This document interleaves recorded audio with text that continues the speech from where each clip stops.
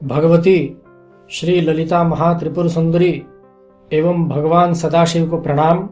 आप सभी को नमस्कार। प्रिय दर्शकों, पिछले बार हमने चर्चा की थी कि जब किसी व्यक्ति की मृत्यु हो रही हो तो हमें क्या करना चाहिए, उनके साथ उपस्थित लोगों को क्या करना चाहिए जिससे कि उन्हें मुक्ति की प्राप्ति हो। तत्पश्चात हमें यह जिज्ञासा प्राप्त हुई है कि मृत व्यक्ति के पास अर्थात जब देह में से प्राण निकल जाए तो उस शरीर को जब लेटाया जाता है, उस शरीर के पास कुछ व्यक्ति जरूर बैठे रहते हैं। उस शव को, उस देह को अकेला क्यों नहीं छोड़ा जाता है। प्रिय दर्शकों, हमारी पौराणिक सिद्धांतों के अनुसार जब देह में से प्राण निकल जाते हैं तो वह जो जीव है, वह जीव उस देह के स्थान पर, उसी स्थान पर, उस कमरे में जहां कि उस देह को लेटाया गया है, वहीं पर विद्यमान रहता है।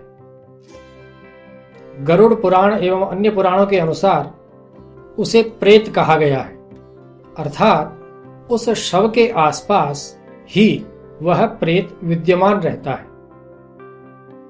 उस प्रेत के साथ या उस जीव के साथ अभी किसी प्रकार के कोई संस्कार नहीं किए गए हैं, इसलिए वह दुष्प्रभावों से ग्रस्त हो सकता है और उसके साथ में अन्य जो आसपास में घूमती हुई या वातावरण में अन्य जो बुरी आत्माएं हैं वो उसका संग प्राप्त कर सकती है, उसके पास आ सकती हैं और उसको अपने प्रभाव में ले सकती हैं।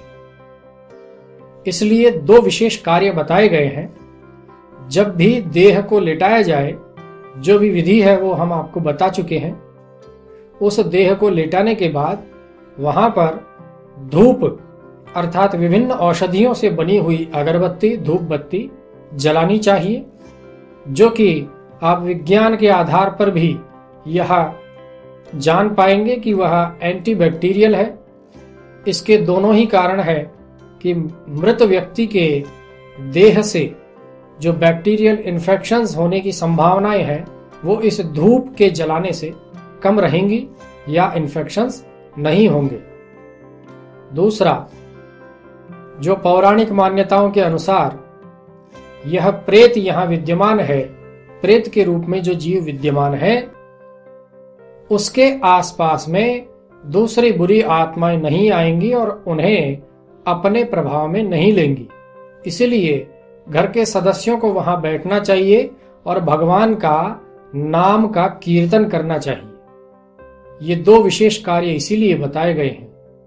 हमारे कुछ दर्शकों की जिज्ञासा यह भी है कि मृत व्यक्ति के कपड़े जो घर में होते हैं, क्या उनको पहनना चाहिए अथवा नहीं। प्रिय दर्शकों, जब व्यक्ति प्राण त्याग रहा होता है तो प्राण त्यागते समय उस देह पर, उस शरीर पर जो वस्त्र हो, वे कपड़े निकाल करके अलग डाल दिए जाते हैं और अंतिम संस्कार करने से पूर्व स्नान इत्यादि करवाने के बाद उस देह को नए कपड़े पहनाए जाते हैं। और जो पहले इस शरीर पर कपड़े थे उन्हें फेंक दिया जाता है, या कोई भी ऐसा बिल्कुल ही जरूरतमंद व्यक्ति हो जिसके पास और कोई साधन नहीं हो, वो इन कपड़ों को ले जा सकता है या ले जाता है। सामान्यतया इन कपड़ों को न तो जलाना चाहिए और न घर के सदस्यों को काम में लेना चाहिए। ये कपड़े फेंक देने के लिए होते हैं। इसी प्रकार से अंतिम समय पर इस देह को जब लेटाया जाता है तो चादर या कोई गद्दा जिस पर इसे लेटाया गया था, उन गद्दे और चादर इत्यादि को भी फेंक देना चाहिए, उन्हें भी व्यक्ति काम में नहीं ले।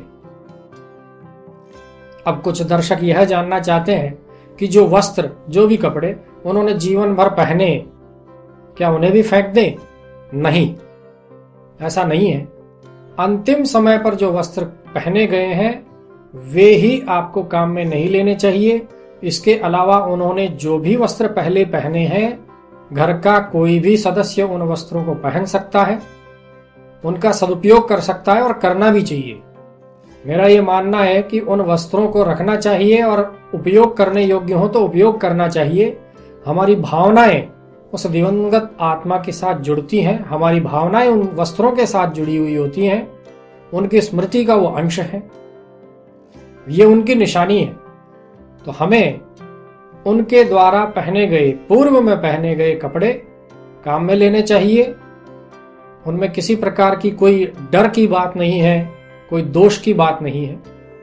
केवल अंतिम समय में जो उन्होंने वस्त्र पहने थे, उन्हीं वस्त्रों को फेंक देना चाहिए, उपयोग नहीं करना चाहिए। जिस प्रकार आप अपने पूर्वजों से जुड़ी हुई अन्य वस्तुओं को संजोकर रखते हैं, उनकी याद में उन्हें संभाल कर रखते हैं, उनके द्वारा काम में लिए गई मशीन्स, उनके पेन, उनकी किताबें, उनकी लिखी हुई डायरीज इत्यादि, उसी तरह से उनके द्वारा कार्य में लिए गए, उनके द्वारा उपयोग में लिए गए उनके वस्त्र भी उनकी निशानियां हैं और हमें उनसे हमेशा जोड़े रखने का एक साधन है।